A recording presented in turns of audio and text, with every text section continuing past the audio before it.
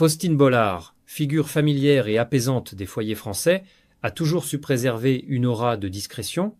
Derrière les sourires qu'elle offrait à l'écran, une part d'ombre demeurait, soigneusement tenue à distance du tumulte médiatique. Pourtant, un jour, ce mur de silence s'est fissuré. D'une voix posée mais chargée d'émotion, elle a décidé de raconter l'histoire qu'elle avait eue trop longtemps, celle d'une femme trahie, blessée, mais surtout lucide. Ce dévoilement, loin d'un simple exercice de confession publique, a marqué un tournant dans la perception que le public avait d'elle. Ce n'était plus seulement la présentatrice bienveillante. C'était une femme confrontée à l'une des plus anciennes douleurs humaines, la trahison du cœur. Dans ce récit, Faustine ne cherche pas à se justifier ni à accuser. Elle veut seulement dire la vérité, la sienne, dépouillée de tout artifice. Le spectateur découvre peu à peu les contours d'une existence où la lumière des projecteurs dissimulait un orage silencieux. Chaque mot, mesuré mais vibrant, révèle la profondeur d'une blessure intime. Elle parle de l'amour sincère qu'elle croyait éternel, de la complicité qui semblait indestructible et du moment exact où un doute minuscule a commencé à grignoter la confiance. C'est avec une précision presque clinique qu'elle décrit les signes avant-coureurs, un regard qui se détourne, un sourire qui se fane, une absence qui s'étire. À travers ces détails apparemment anodins, le spectateur ressent la tension qui monte, la peur de comprendre ce que l'on ne veut pas savoir. Le silence devient un personnage à part entière, celui qui enveloppe la douleur avant qu'elle ne trouve les mots pour exister. Et quand enfin Faustine décide de parler, c'est avec la gravité de celle qui a trop longtemps contenu ses larmes. Sa confession n'est pas une chute, mais une libération. Ce mur qu'elle brise, c'est aussi celui des apparences, de la perfection factice imposée par le regard du public. Derrière les caméras, il y a une femme qui doute, qui souffre, mais qui choisit d'affronter. Ce choix, plus encore que l'histoire elle-même, devient le cœur battant de son témoignage. Le ton est sobre, mais chaque phrase porte la force d'une renaissance. Le silence désormais n'a plus le pouvoir d'écraser la vérité. En rompant ce pacte tacite de mutisme, Faustine rend à sa voix sa pleine puissance, celle de dire, d'assumer et d'exister, au-delà du rôle, au-delà du mythe. Il y a, dans les récits d'amour, une illusion tenace, celle du bonheur figé, de la stabilité acquise. Faustine Bollard, comme tant d'autres, y a cru. À ses yeux, son mariage incarnait l'harmonie, la complicité, cette douceur rare que l'on croit éternelle. Mais un jour, cette image s'est fissurée. Ce qu'elle pensait solide s'est effondré sous le poids d'une vérité insidieuse, l'infidélité. Et cette trahison n'a pas seulement brisé un lien conjugal, elle a bouleversé la structure même de sa vie. Elle se souvient du moment précis où tout a basculé, pas un éclat de voix, pas une dispute, non, juste un détail presque invisible, un message trop tardif, une absence prolongée, une explication qui sonne faux, puis l'intuition, cette certitude glacée que quelque chose échappe à la logique du quotidien.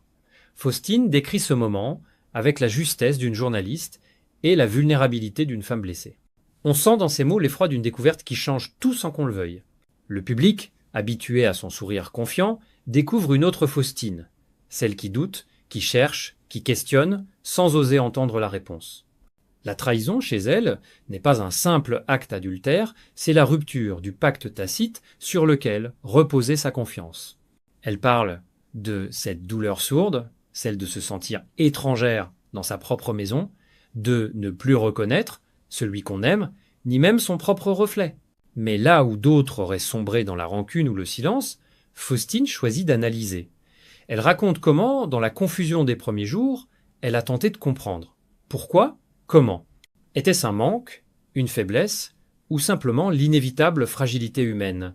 Elle ne cherche pas à excuser, mais à décoder. Cette démarche, empreinte de dignité, témoigne d'une force rare, celle de refuser la victimisation. Le spectateur sent la tempête qui gronde sous ses mots. Chaque souvenir qu'elle évoque, chaque image d'un passé heureux, résonne désormais d'une mélancolie presque physique. L'amour, jadis source de lumière, devient miroir de désillusion. Et pourtant, au cœur de ce désastre intime, une flamme demeure. Faustine, avec une sérénité nouvelle, comprend que cette trahison n'est pas la fin de son histoire, mais le début d'une autre. Elle dit « C'est pas la perte de l'autre qui m'a détruite, c'est la perte de ce que je croyais vrai ». Dans cette phrase, réside tout le drame, mais aussi toute la puissance de son témoignage. Car derrière la chute de l'idéal, Faustine découvre la vérité la plus simple et la plus dure. On ne peut pas contrôler le cœur des autres, mais on peut choisir de rester fidèle à soi-même. Lorsque la tempête a cessé de rugir, Faustine Bollard a compris qu'il lui fallait choisir, se taire et laisser le silence dévorer ce qu'il restait d'elle, ou parler et reprendre possession de sa propre histoire. Elle a choisi la parole, pas la parole vengeresse, mais la parole claire, nue, presque ascétique. C'est dans ce dépouillement que réside la grandeur de son témoignage. Elle ne dénonce pas, elle expose, elle ne cherche pas à humilier, elle est claire. La vérité, dit-elle, ne guérit pas toujours, mais elle délivre. Elle raconte comment. Face à la douleur, chaque mot est devenu une épreuve. Trouver les phrases justes, sans tomber dans l'amertume, dire l'indicible, sans trahir la dignité. C'est une forme d'art, presque spirituelle. Faustine parle de la peur du regard public, de cette angoisse de voir son intimité disséquée, mais à mesure qu'elle s'exprime, cette peur se transforme en force. Parler, c'est exister. Et exister, c'est refuser que la trahison devienne l'unique vérité de sa vie.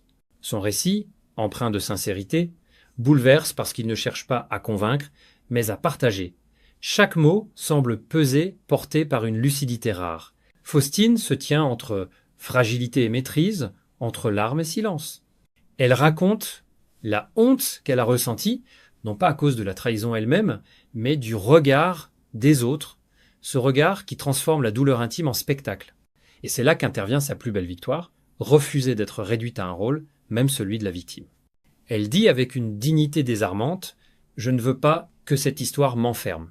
Je veux qu'elle me libère. » Cette phrase résonne comme un manifeste. Ce qu'elle offre au public, ce n'est pas une confession, mais une affirmation. La vérité est un acte de souveraineté. Dans un monde où tout se cache derrière le vernis, Faustine ose la nudité du réel. Elle expose ses émotions avec la précision d'une chirurgienne du cœur. La douleur devient matière à comprendre, non à fuir. Le public, suspendu à ces mots, ressent cette tension entre pudeur et franchise. C'est ce fil fragile qui rend son témoignage si captivant. Faustine incarne une force tranquille, une résistance douce mais inébranlable. Son courage n'est pas spectaculaire, il est intérieur, discipliné, presque silencieux. Et dans ce silence, paradoxalement, naît la plus grande puissance. Faustine prouve que la vérité, même douloureuse, ne détruit pas, elle révèle. Elle ne s'effondre pas sous le poids de l'humiliation, elle s'élève, lumineuse, au-dessus des mensonges. En parlant, elle reconquiert sa voix et, à travers elle, sa liberté. Après la révélation et le tumulte, il y eut le silence, un silence non plus imposé, mais choisi. Faustine Bollard raconte cette période comme un long cheminement vers la reconstruction, un retour patient à soi. Là où d'autres auraient sombré dans la colère ou la vengeance, elle a choisi la lente guérison. Ce n'est pas une renaissance spectaculaire, mais un processus intime, presque invisible, tissé de gestes simples et de pensées nouvelles. Elle évoque ces premiers matins où il faut apprendre à se lever seul, réinventer la routine, à ne plus attendre un message, un regard, une présence. Chaque geste, dit-elle, devient un acte de souveraineté. Préparer un café, allumer une lampe, ouvrir une fenêtre. Ces détails, apparemment banals, sont les premiers signes d'une réappropriation de soi. C'est dans cette simplicité que Faustine trouve sa force. La douleur ne disparaît pas, mais elle cesse de gouverner. Son récit se fait alors plus introspectif. Elle parle de la solitude, non plus comme d'un gouffre, mais comme d'un espace fertile. La solitude, dit-elle, est le lieu où l'on se rencontre enfin. Dans le silence de son appartement, Faustine redécouvre ses goûts, ses désirs, ses passions oubliées. Elle lit, écrit, marche longuement. Chaque jour devient une conversation avec elle-même. Mais la renaissance n'est pas linéaire. Il y a des rechutes, des nuits blanches, des moments d'abattement. Elle les raconte sans phare, avec une honnêteté désarmante. Le courage, pour elle, ce n'est pas l'absence de faiblesse, c'est la capacité à continuer malgré elle. Elle confie combien la douleur s'est transformée, peu à peu, en lucidité. Le regard qu'elle porte sur le passé s'adoucit. La rancune laisse place à la compréhension. Ce parcours n'est pas solitaire. Faustine évoque aussi l'importance des amis, des proches, de ces présences discrètes qui soutiennent sans juger. Chaque mot, chaque geste bienveillant devient une pierre posée sur le chemin de sa reconstruction. Et au fil du temps, une évidence s'impose. Elle n'est plus la même. Faustine renaît, non pas en effaçant la blessure, mais en l'intégrant à son identité. La douleur devient mémoire, la mémoire devient force. Dans cette transformation silencieuse, elle redécouvre la beauté du réel, celle des choses imparfaites, fragiles mais sincères. À la fin de ce chapitre intérieur, elle confie « J'ai cessé de chercher à comprendre pourquoi. J'ai décidé de vivre malgré. » Cette phrase résume tout son voyage. La renaissance chez Faustine n'est pas un retour à l'ancien soi, mais la naissance d'une femme nouvelle, libre, lucide et profondément vivante. De cette traversée du feu, Faustine Bollard tire des leçons qui dépassent la simple expérience personnelle. Dans sa voix, on entend désormais la sagesse tranquille de celle qui a souffert sans se laisser consumer. Elle ne parle pas seulement de trahison, mais de la condition humaine, de la fragilité des liens, de la complexité du pardon et du pouvoir du discernement. Là où d'autres chercheraient des coupables, elle cherche des vérités. Elle raconte comment, après la douleur initiale, est venue la phase du questionnement. Pourquoi les êtres mentent-ils, même quand ils aiment? Comment l'illusion peut-elle s'installer dans un couple sans que personne ne la voie venir? Ces interrogations, Faustine les aborde sans amertume. Elle ne moralise pas, elle observe. Elle comprend que la fidélité n'est pas seulement une affaire de promesses, mais une question de conscience et de respect mutuel. Sa réflexion s'élargit, elle parle du rôle, des apparences dans notre société, de cette pression constante à montrer le bonheur, même lorsqu'il s'effrite. Derrière chaque façade parfaite, dit-elle, il y a des silences, des doutes, des peurs.